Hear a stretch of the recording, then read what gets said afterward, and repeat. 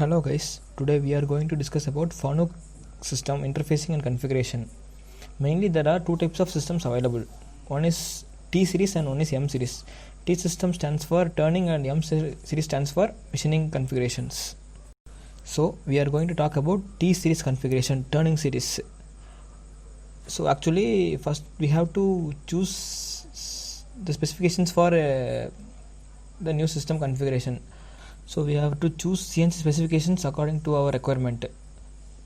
There are many types of CNC systems available depending upon the cost and requirement.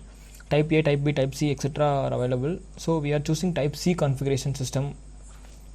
You can see here Type C configuration system. This is a new system. We are going to interface it. This is a MDI unit. The backside of the system.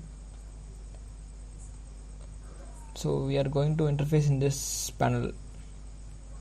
So there are various types of developments they have done in new system configurations, like a vertical and horizontal MDI unit, like that, and screen customization option also implemented.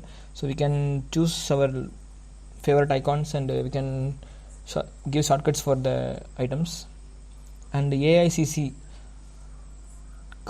implementation also is there, artificial intelligence counter control system.